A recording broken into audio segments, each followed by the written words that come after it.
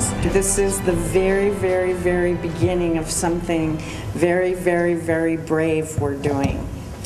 And what we're doing is inviting the community to come together with us and really acknowledge the many people who have fought our wars, any wars, and really engage in a conversation about that, about what does it mean? What does it mean to the people who are fighting for us? What does it mean to the civilians?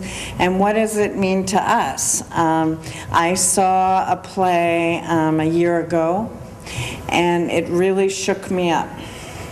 And it made me realize that I really was asleep. I was asleep, and I was very removed and very disengaged from the people who have served us, what has been going on, endless war, why are we at war? And it's interesting because it was the arts that woke me up. And this isn't an easy subject. So when I say it's brave, it means we're saying to our community, wake up, come and let's talk. So this is the first. We have a small group, although these kinds of events, people always start coming in as we get closer to the performance. So there will be disruptions as we go through this. Immediately following this, I hope you're all coming to the performance of Letters Home, which are the real letters from soldiers in Afghanistan and Iraq. And Rosemary saw it this morning and cried for about 3 hours. We couldn't get her to do anything. So Rosemary is the assistant director. So it's very moving and it's very powerful. This is the beginning of a week, a whole week-long conversation. Tomorrow we have a moderated conversation about both sides or all the sides of the exit from Iraq and Afghanistan. It is not a political conversation. I'm really asking people to listen to one another. We have papers of every viewpoint possible up there for people to read, to join in the conversation. Then we have a whole section on civilians and the impact on women and families.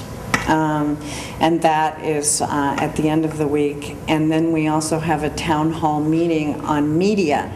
What role is the media playing in our understanding of the war? So everybody looks at the Z and says, oh, it's rock and roll and it's musicals, and yes, we are all those things, but we also have an accountability to the community.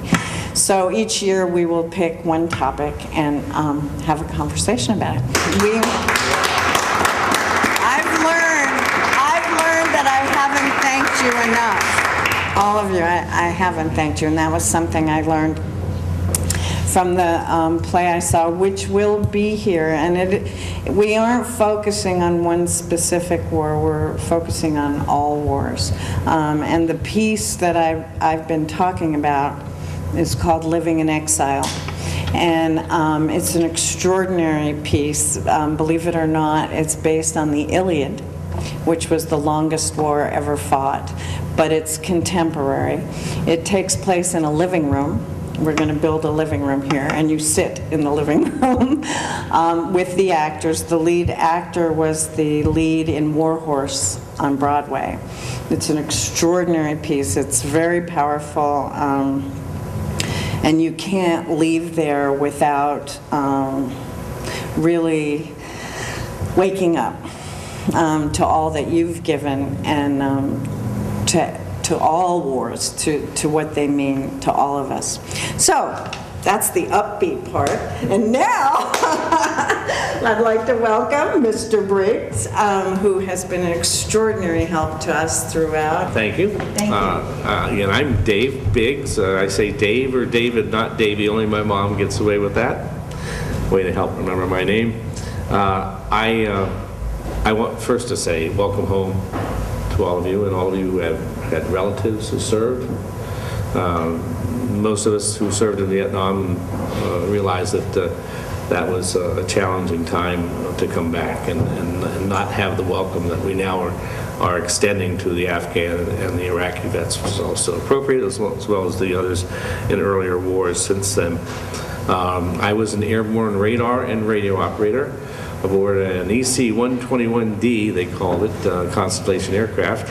I was 18 in 1967 when I went to Vietnam, and it was quite a shock because even though I had some awareness of the war, it was 1966 when I graduated from high school, it was only 9 months after graduation that I was flying over the Gulf of Tonkin.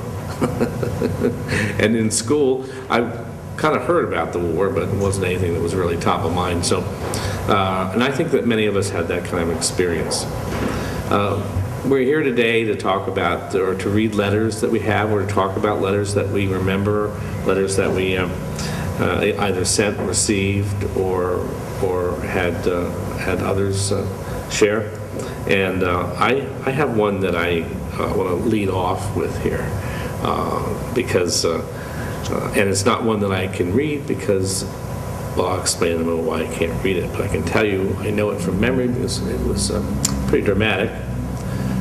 Dear Dave, this is from my 17-year-old girlfriend back in the United States while I'm in Vietnam.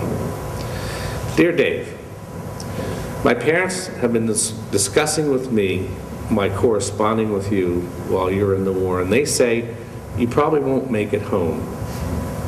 So they think it's a good idea that we don't write, and if you do make it through, please look me up. Now, your chuckles because we've had similar experiences. It's the Dear John letter. In my case, it was the Dear Dave. So many men received that. And I say men because in my experience, it was mostly men. There were women involved in the Vietnam War, and we laud them. But the units I was involved in were all men. And I, in fact, on point of this production or program, actually delivered the mail. I volunteered to handle the mail for my flight crew. And there's some 25 men involved there. And so I had the great experience of being able to hand the letters over to the men who were longing for them. Of course, I don't need to explain to our crowd here, but perhaps the audience on cable access doesn't maybe quite get it, that we didn't have email. Some probably don't understand that we didn't have email, we didn't have many ways to communicate other than that written word. There were opportunities to be on the telephone, but they were very, very difficult and few and far between. So it was letters, and so important. The mail call, as we called it, was really a terrific moment, except for the times when the men who would show up didn't get any. And that was always a sadness for me to see them kind of wander away without a letter. And there were times when we didn't have letters for 2 or 3 weeks, probably because of circumstances in the war. We get a whole number at one time. The experience for me of my letters home were pretty vast. I wrote every day I kept a diary, but I also wrote every day to my grandfather, who was a retired naval captain, and in fact was one of the first recruiters for the Seabees for World War II in the late 30s in New York City. Francis Biggs was his name, and he actually was from Billerica, Massachusetts, and served 30-some years, and wrote to me as I wrote to him, and it was just a dramatic, wonderful experience. I have a letter, a letter that I wrote to him, but I'm going to take a little bit of a different tact. I think first, though, I want to call upon, I want to tell you what I want to do. First, I'm going to tell you that I took a little bit of a different tack here. I have a letter from the time period, but I also have letters that I communicated with folks regarding my trip back to I went back. I couldn't get into Vietnam. It was 1980, 1981. But I was able to get into Thailand, where I was stationed. Smuggling, taking a boat and pass it around. That's my only copy. I have the original. So I actually was working in government. My first career after Vietnam was government and working in school for my degrees. And I saved my money thinking I might run for office, but instead used the money to go over to Southeast Asia, to return to Southeast Asia. And in so doing, I was able to meet with our ambassador, Morton Abramowitz, and help develop information on people missing in action and prisoners of war. And that was quite a dramatic experience.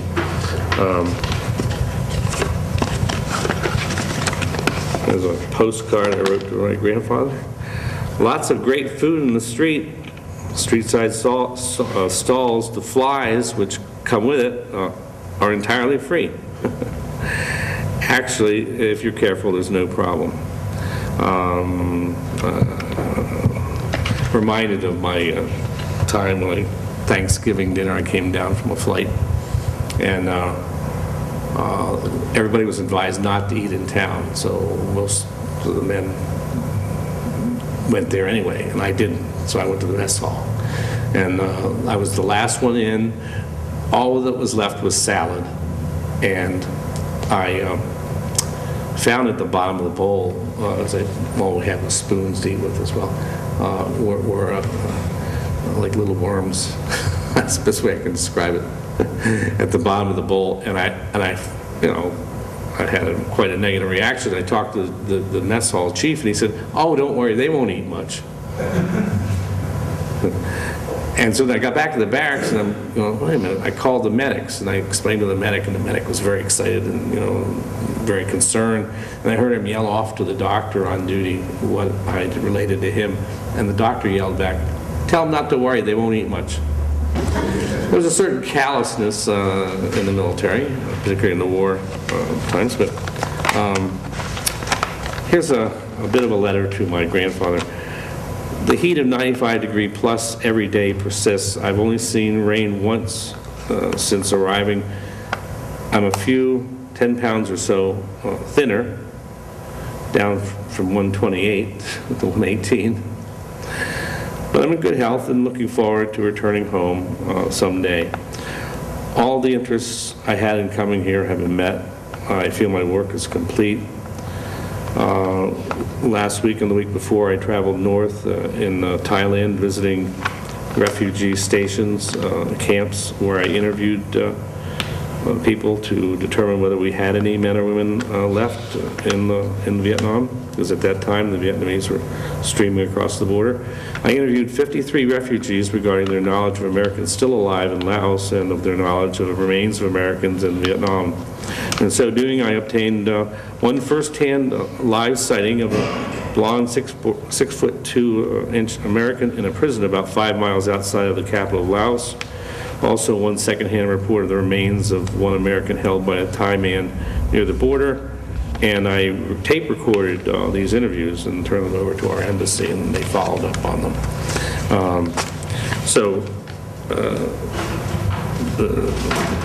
Vast experiences, and most of us would say that it seems like yesterday when you consider it, even though it was some 45 years ago.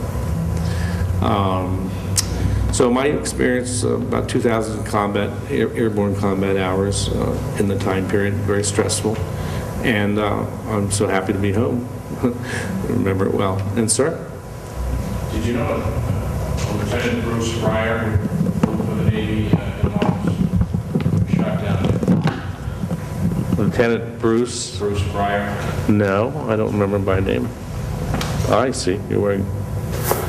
I see. So you wore that all that time.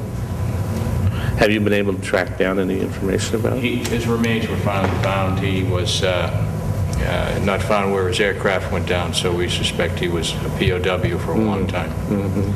Yeah. Well, thank you for sharing that. One of the observations that we had was that many of the men who did not come back may have acculturated. They may have become part of the Vietnamese scene. That happened frequently in Thailand. Of course, we were not at war with Thailand. They were our ally, but the embassy there and the other folks I spoke to along the way in the theater were pretty well convinced that if there were still men alive, that they would be probably just in part of the culture of our, married children, and I understand that, because I don't know how the other gentleman felt, but I felt as if I was never going to come home. I didn't think, I couldn't bear the thought of thinking about the United States, thinking about home, when I was so threatened with death all the time. So for me, it was, I remember the days before I actually was planning to come back, I got sick. I just was so distraught that I actually was allowing myself to believe that I'm not really going home, David has a letter or two. Is that right? Would you like to come up with that? That would be helpful. Hello, my name is David Peters. I am a Coast Guard Vietnam veteran. I was born and raised in New Bedford, went to New Bedford High School, graduated in 1969, class of about 7-something, a pretty big class back then. I did join the Coast Guard in 1969 in January, and was to go on a buddy system with two friends of mine. One was a cousin, actually. We three of us were in Whalers Drum and Bugle Corps. I was a contrabass player. My other friend was a contrabass player, and my cousin was a snare drummer. So my boot camp letter from boot camp, Peters DS 386320, Barracks 26101 Deck, Mike 76 Company, U.S. Coast Guard Training Center, Cape May, New Jersey.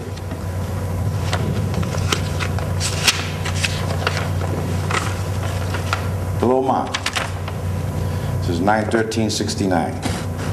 You never guess where I'm going to be stationed. I didn't get to tell you on the phone because I just found out. I'm supposed to go to Washington, D.C. for Presidential Honor Guard. It's not for sure, but I'm trying to get out of it.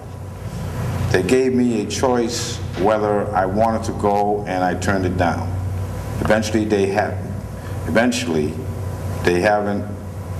forgotten to turn in the report. So now I'm very upset about the whole matter. What's good about it, though, I automatically get a school, but it's for 13 months, and I imagine it will be a drag. Not going out with the fellows and girls. I started writing the girl Chris again, and things are looking up. Do I want to get to see her? I do want to get to see her. If I do go to D.C., I'll have 12 days leave, but I am disappointed. Well, let me go cry and hope for Boston. Love, your son, David.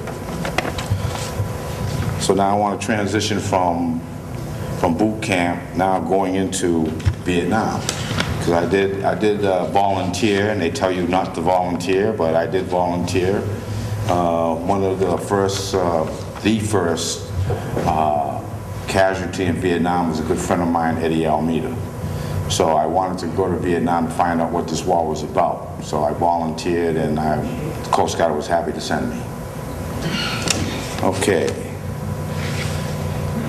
I think in time frame reference, that was September. This is,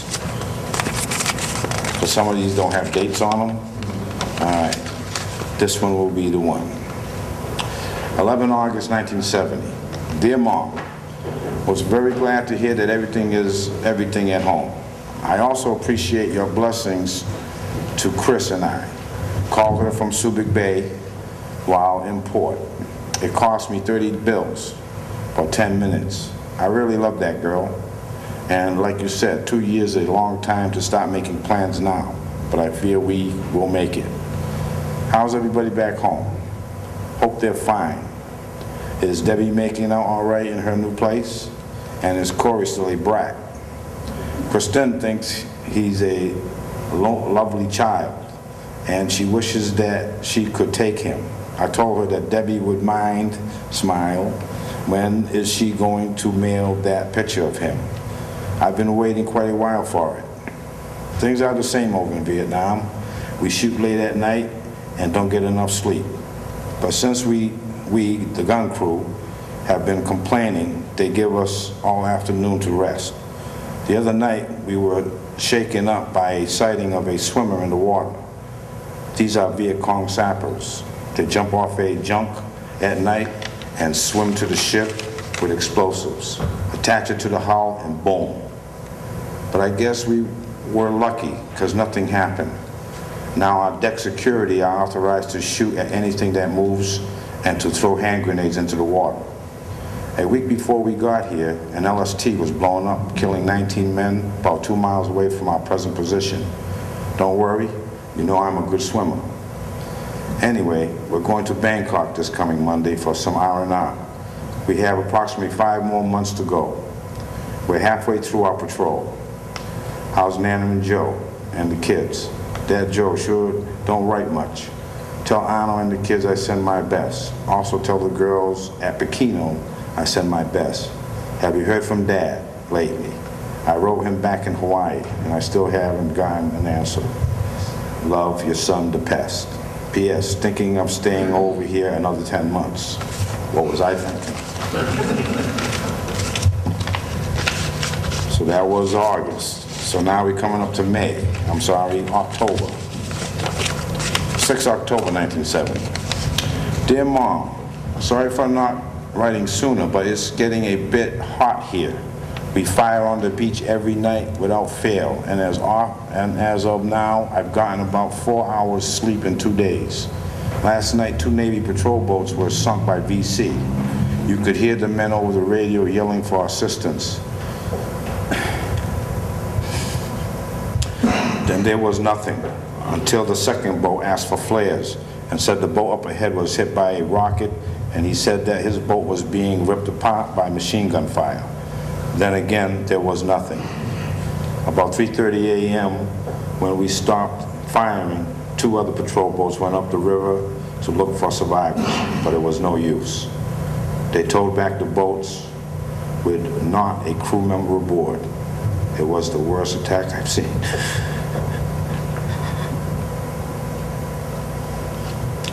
Anyway, enough about the war. I'm going to finish there.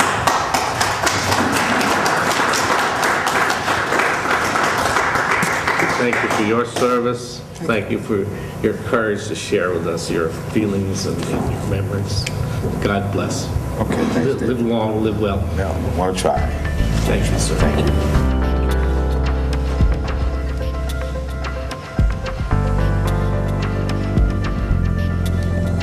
These are the moments that I would say most of us, I can't use the word all, but moments that most of us who served in the war experience daily if we allow ourselves, or if we, in some cases, can't avoid that. I mean, I'm sure you've all seen documentaries and heard stories from people who've served in combat, and there's a sense of loss when you lose your brethren, so to speak. I had some pretty dramatic experiences myself, but I would wonder, are there any other letters that anyone would like to read at this time? Do you have a letter? Good, thank you. As I said before, my name is Joe Murray. I'm one of the lucky ones that did not get sent to Vietnam, although I served during the era of Vietnam, and I was trained twice at Fort Benning, Georgia, along with some gentlemen from the South Vietnamese Army who were training alongside of us. So I had no doubt where I was slated to go. But there's a gentleman here in the audience who, like myself, was in law school in 1969. And I'd like him to stand up if he would be recognized. Would you mind standing, sir? Thank you.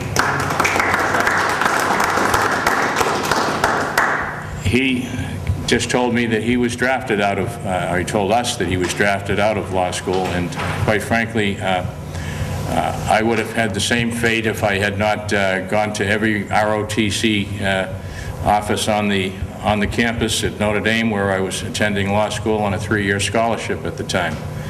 And rather than be drafted, I joined the U.S. Army ROTC program there.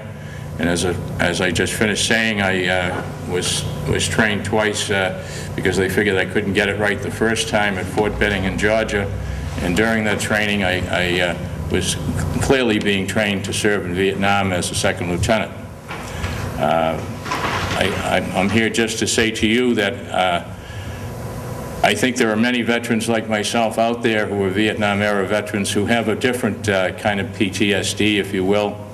I think that PTSD is a feeling of guilt that some of our brethren went and served and had to suffer the type of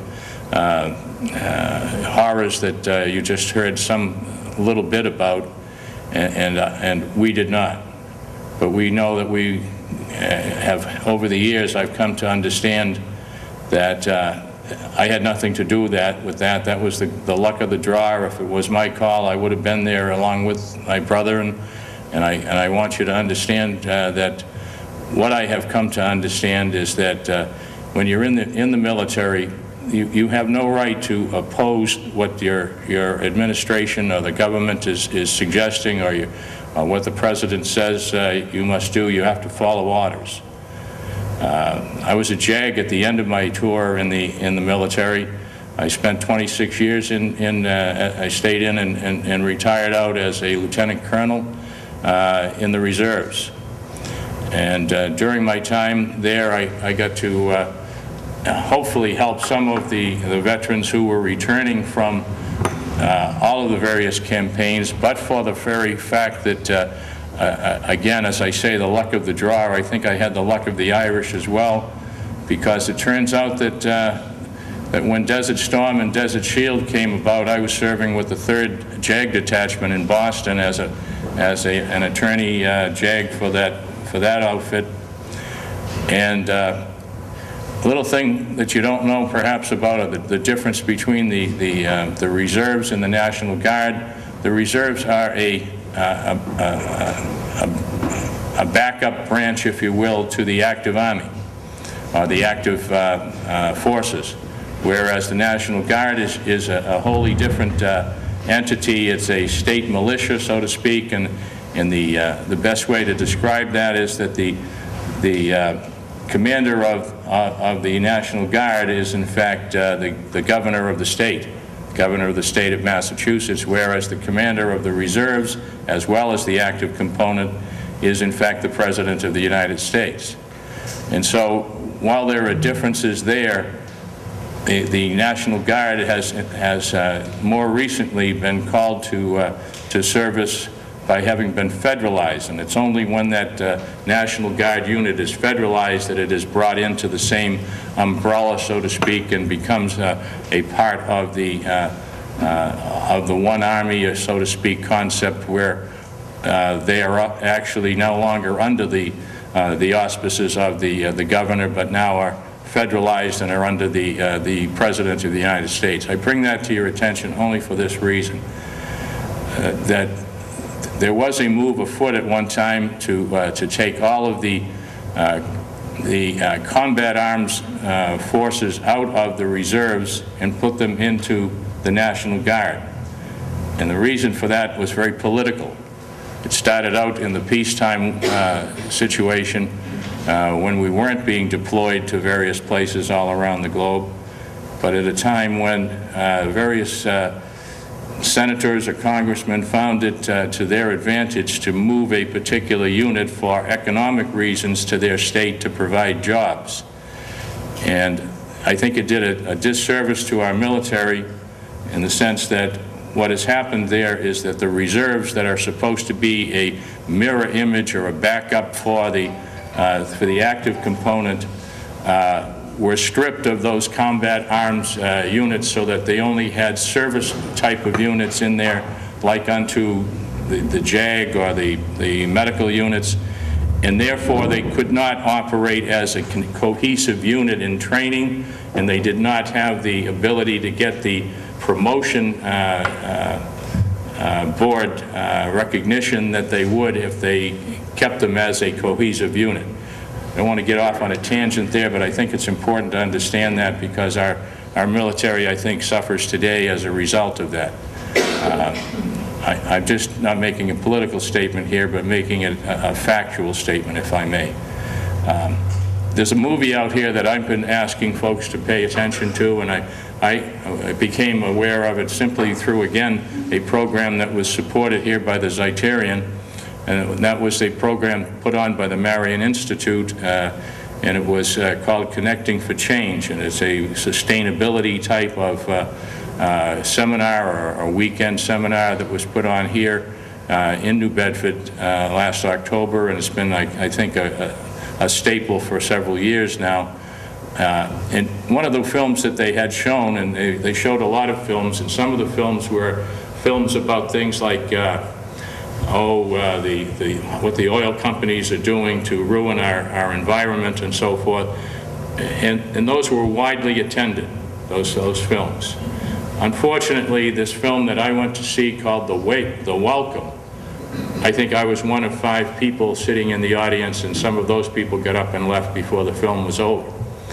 But I commend it to you, and I ask you to take a look. You can go on the website and Google the film called The Welcome, and what you'll see is that it was a retreat put on for returning vets from Afghanistan and Iraq who were suffering from PTSD. And I've become aware from talking to so many other veterans who have come back from there that there isn't a soul coming back from there that isn't going to be affected in some form by PTSD. PTSD can be brought on by very simple things that basically come down to people taken out of their civilian life. You just heard this gentleman up here who spoke about his growing up here and going to high school here, and then several months later finds himself in a combat zone where people are dying every day. And that certainly is not something that the average person is prepared to deal with, and they should not have to deal with and bring back without being at least welcomed back into the community they left. And that's what this film is all about. It talks about the need for welcoming our troops back in a proper way and showing them the proper amount of respect. Because you see, the troops, the one person that wants peace the most is the soldier. The one person that wants peace the most is the sailor, is the person that is put in harm's way to protect our goals and our ambitions in this world. And they don't want war any more than anybody else does. The policy makers that send them there are the ones that you should be dealing with and expressing your venom against, and not the soldier who's carrying out those orders. The fact of the matter was, though, that in this film you will see that there were 50% of the people attending this film were from Vietnam. They were not from the Afghanistan and Iraq conflicts, but they were from Vietnam. And the reason that they were there, some of them thought that perhaps that they were there to help the younger vets through sharing their experiences, I'm sure. But as you watch the film, you will see, and there's a trailer of the film right on the website. If you just Google The Welcome, you'll get the trailer and you can see what I'm talking about. But in this particular film, you will see two things that they tried to get across. Number one, the theme of the film is the welcome, and the theme means simply that until someone welcomes you home from the conflict they sent you to, you do not start to heal. And the healing doesn't start until someone welcomes you home. And that came out very clearly in this film. The other thing that it illustrates very well is that veterans are not broken. We don't need to be fixed. We don't need some shrink to tell us what's wrong with us or treat us clinically. Most of the time what a veteran, as I understand it, needs, and I can't speak to the same degree as some of the gentlemen here who have been there, but I can only speak from talking to others who have been there. Most of what they need mostly is just to be able to talk to someone who has been there, who understands, who can really relate to it. And it's no discredit to any of us who haven't been there, but we just can't understand. We cannot relate to the things that they saw. And the other thing about talking to another veteran is it gives them somebody that they can speak with who is not judgmental of them, but who can recognize that they had the same feelings and the same things that they went through, and they can share those and get them out of themselves. That film ends with it shows a gentleman who was a Vietnam veteran attending this conference along with these younger vets, and his wife was with him, and the two of them got up at the beginning of the film and introduced themselves to the rest of the group. And when they introduced themselves, his wife spoke very confidently as if she knew everything there was to know about her husband. And she spoke about all of the 30 or 40 years of the nightmares and the flashbacks and all of the things that she saw him go through, but did not know word one of what he got up later and told his story, when at the end of the film everyone was asked to tell their true story of what they were holding in. And you could see the blood drain out of her face, and you could see that she was clearly shocked to hear the things that he actually did have inside of him and hadn't even talked to her about in 40 years of their marriage. And this is what most veterans, I'm sure, are carrying around with them, and that excess baggage, it makes them very vulnerable. And it's a lot easier if they can find someone to talk to and get it off their chest. The non-vets I know have an association in Hyannis, and any veteran can go down there and talk to another veteran and get it off their chest. I want to thank you for your eloquent comments. Thank you. It's really spectacular. Thank you. And also, I wanted to comment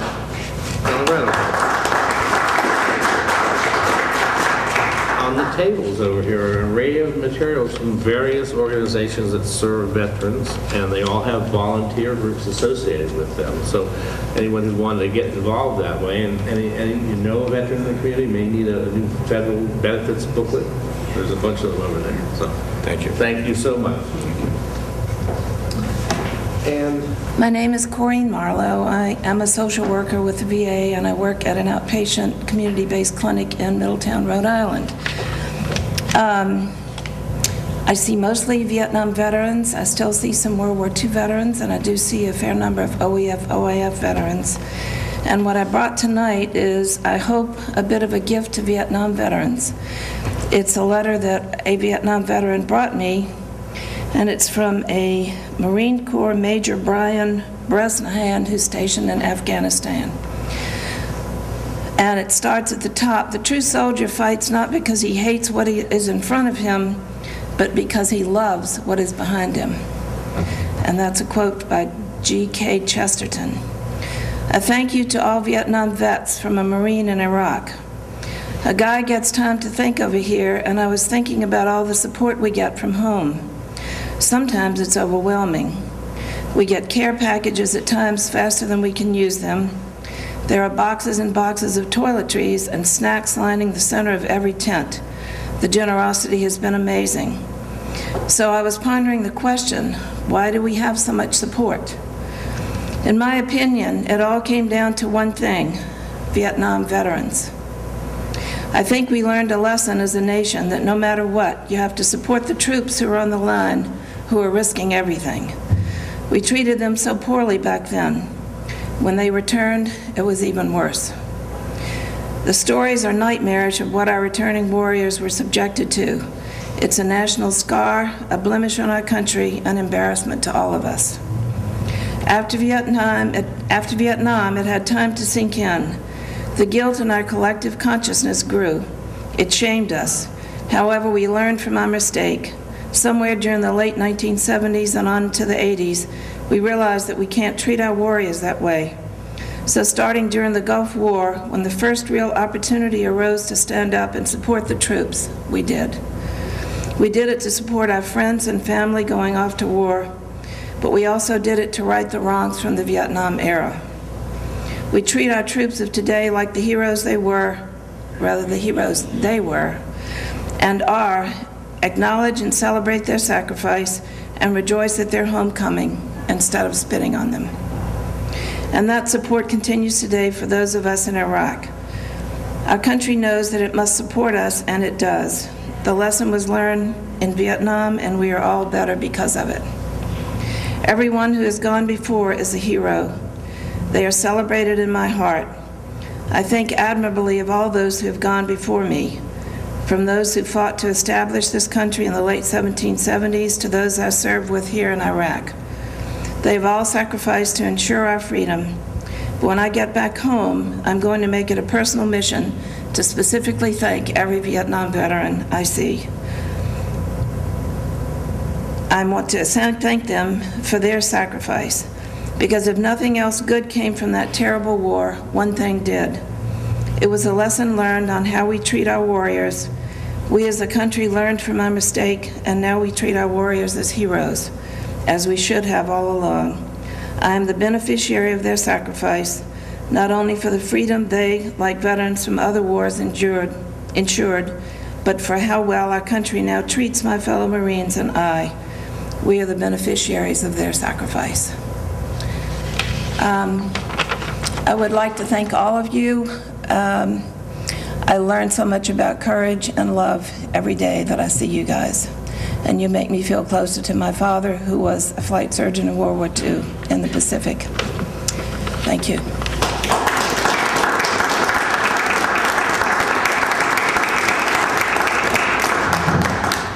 That was just lovely. Thank you so much. That was very generous of you and the serviceman that offered the letter. Are there other letters available? If not, let's talk about memories of letters for those who may have. Mark Tretta? After I had told David that I would try to come tonight, I did try to look, including spending about an hour and a half at the library this afternoon looking for a letter that I had written to the newspaper at the time of the 1971 election in Vietnam. I couldn't find it. But like Joe, I started out my none too spectacular military career in the ROTC at UMass Amherst. And when my parents showed up for homecoming at the hotel where they were to stay, and I opened the door and they thought I was the doorman in my ROTC uniform, I knew that I wasn't destined for military greatness. I can remember two letters, including the one that I referred to relative to having sent it to the Standard Times, and one package. You've heard of the eggplant that ate Chicago. Well, my mother sent me the sweetbread that traveled the world. She sent a nice box with a loaf of sweetbread from the south end of the city, a can of clam chowder, and either a can of succotash or Indian pudding. She had it addressed to me and had my, then we call them our military ID numbers. There are Social Security numbers that had where I was stationed with the Stars and Stripes in Saigon, Vietnam. But unfortunately, she neglected to put on an APO or FPO. So the box went all the way over to Vietnam and came all the way back to New Bedford without being opened other than through error by the post office. The letter that I can remember writing was on behalf of a good friend of mine. I'll tell you his name is Dave Kennedy, who later became the city planner here. And his mother told me, David grew up so close to me that I could see him come out of his house when I was eating breakfast as a kid. And he went into the Army first. He was a real soldier. He was a grunt in Vietnam. But his mother told me that she thought that he was being required to carry too large of a backpack. So I wrote to the commanding general of his unit, and because of the job that I had as a reporter for the Stars and Stripes, and I was told one time by an Army major that he wished he had my job, and I never made it past Spec 4. I was an E4. They told me one time that my promotion was in the mail, but that never happened. And Joe made reference to the fact that he later entered JAG, even though he hadn't finished law school, or may have finished law school. But I took the course, a correspondence course, which was by mail, and passed it. But because I was only an E4, they wouldn't let me take the MOS, Military Occupational Specialty. So I wrote to this general, and he wrote back very nicely to me, addressing me just a little Spec 4, but because I worked for the Stars and Stripes, I guess I carried some weight, but he explained that poor Dave wasn't carrying any more than anyone else was. The last thing is the letter that I referred to relative to the election in Vietnam. And one of the things that I learned afterwards was that Ho Chi Minh had asked the United States government to protect the Vietnamese people from the return of the French colonialists after World War II, which we did not do.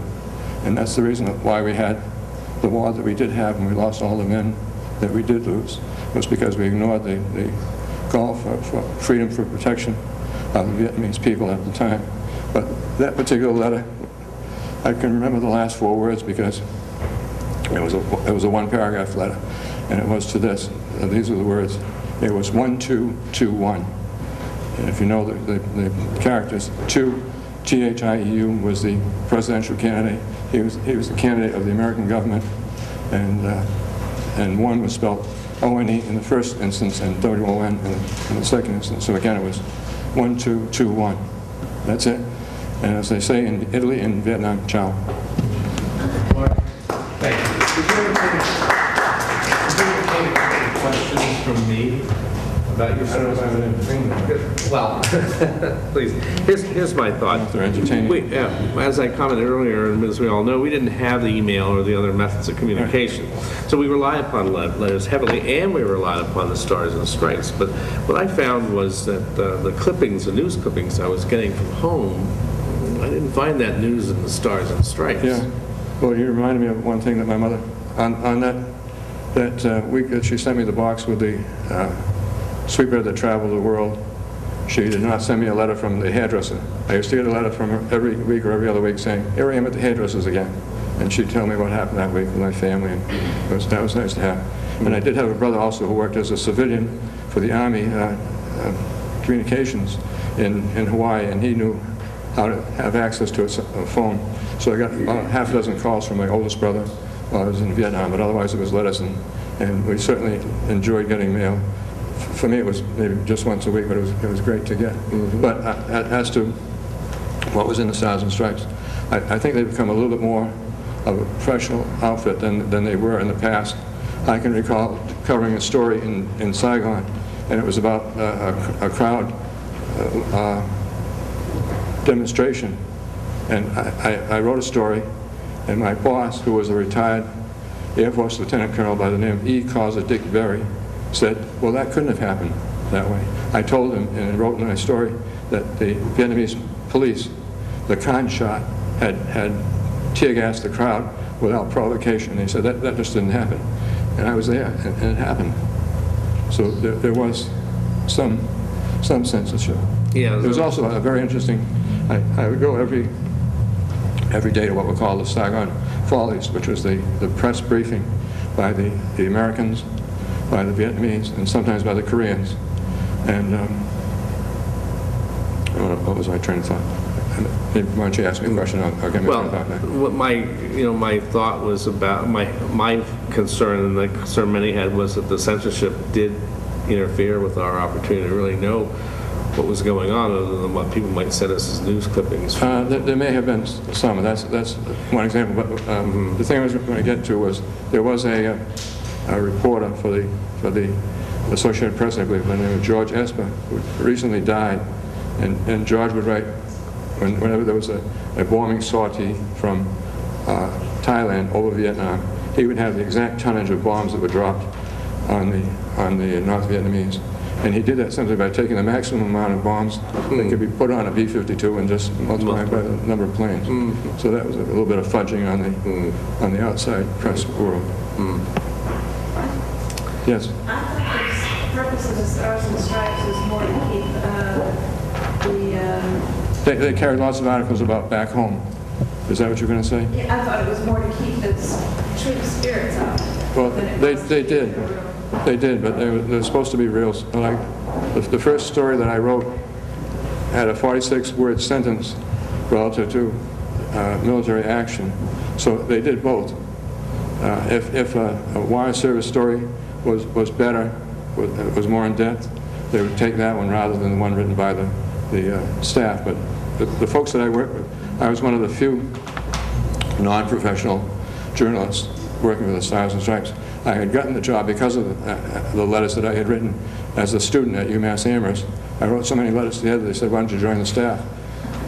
So that was my background. I graduated with a degree in English, and again was in law school. And I was able to talk my way into getting a job with the Star Instructors because they were looking for someone with a journalism degree, and I was the closest thing that came through the door at that time. One of the fellow that I replaced as the Saigon Bureau Chief is now the dean, or has been the dean, at the Annenberg School of Journalism out in California. I mean, I worked with folks who later went back to jobs with the Associated Press, with Newsday, with the Chicago Tribune. So, I mean, there was a great deal of professionalism, but there was some, at times, some censorship. No other questions? Good. But as I was saying, Chow is Vietnamese and also Italian. So, goodbye. Thank you.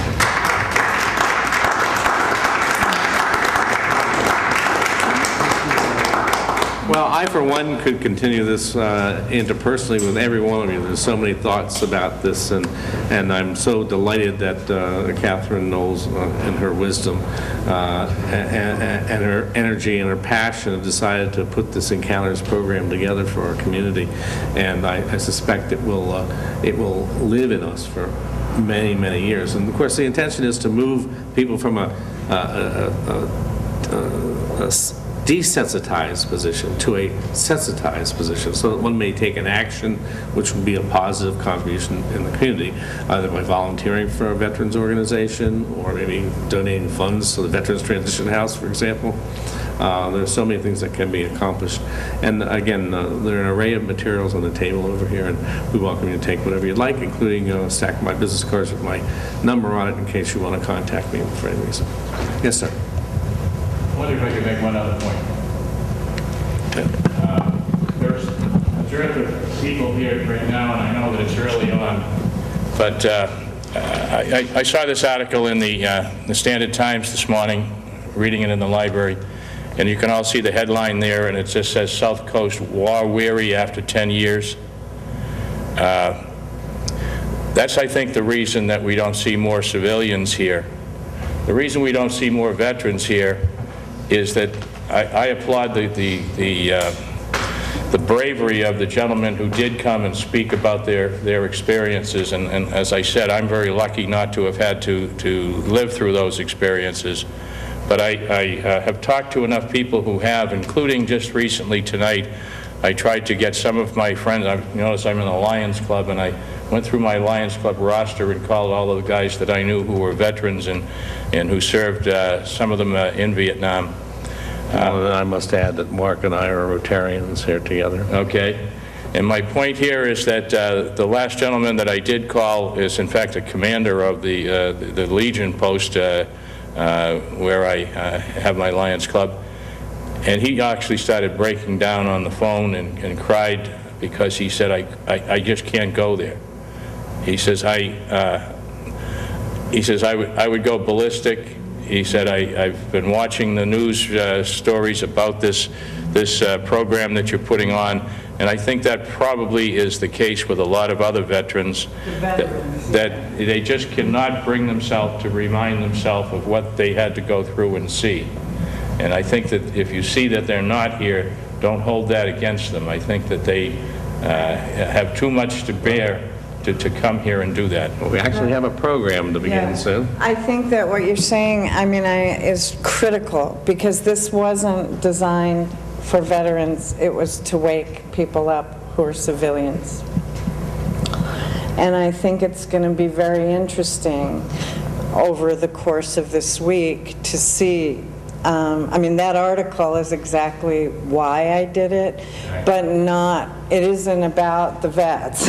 It's about us and waking up to thank, you weren't here at the beginning, but to recognize that what people have given and wake up and say, hello. I think many of us have been asleep, and I think we have to wake up. So that's why we did it. Can I wake you up to this then? This is serious business now, because there is some legislation in the hopper now that's coming down the pipeline, and I've seen it. As I said, I'm an attorney, and I see these things coming. There's some legislation that is now seeking to classify all of our veterans as ticking time bombs. And this is not funny, because in reality, we have some scattered PTSD-related shootings around the country that we are all aware of. And while they are, as I say, scattered, they're being made to look as if they're an everyday event because of our news media and the ability to go on a website or use a computer to kind of find out where they all are and make them look like they're they're happening more often than they actually are. My point here, however, is that if this legislation is passed, what it is going to do is be a huge discredit to most of our veterans out there who have kept all of these things inside of them for 40 years. And if I'm a ticking time bomb, or any of the gentlemen that you heard tonight speak are ticking time bombs, they all must have a delayed fuse, and they all seem to have kept it under control, much to their own pain and anguish, I'm sure. My point here is that this legislation will lead to profiling of our veterans who have served their country well, so that if somebody were to attack me on the street tonight and word got out to the police that I was a ticking time bomb veteran, they would they're being encouraged to send their SWAT team or greater to deal with that situation, because they're being advised that most veterans are trained better than their SWAT teams are. And that may be the truth, but the fact is that we're not a danger to our communities. The majority of us are peace-loving, and we're not warmongers, and we're not a danger to anyone. Thank you. Thank you for your eloquence. Thank you. Comments. Well thought. Thank you. Very much appreciated. For those of you who are coming tomorrow, we're having a discussion based on the Foreign Policy Institute's Great Decisions program, and we have material to read, which is helpful. At 2:30, we're showing the PBS series that's attached to this on drawdown from Iraq and Afghanistan. And the conversation really is simply a real conversation. They just did this out in Mattapoisett, and what was wonderful about it is that everybody got to talk, everybody got to hear one another, and you came away with different ideas and thoughts about it. It is not a political discussion. It's a discussion of policy, and it's going to be moderated by Scott Lang.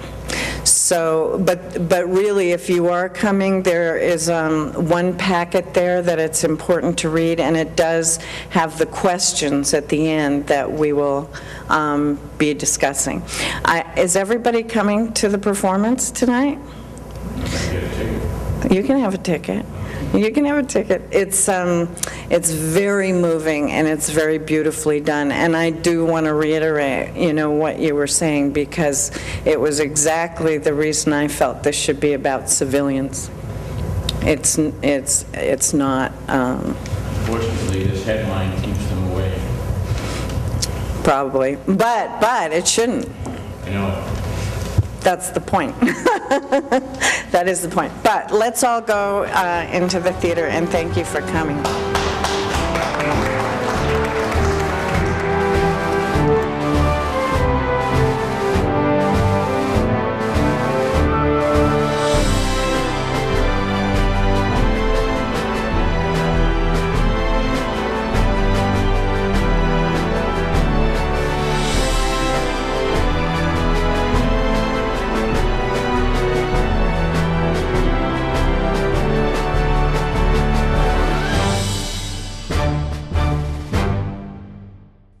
I took a trip to Elkhart, Indiana today.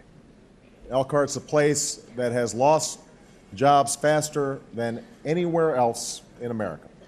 The people who've lost them have no idea what to do or who to turn to. In fact, local TV stations have started running public service announcements that tell people where to find food banks, even as the food banks don't have enough to meet the demand.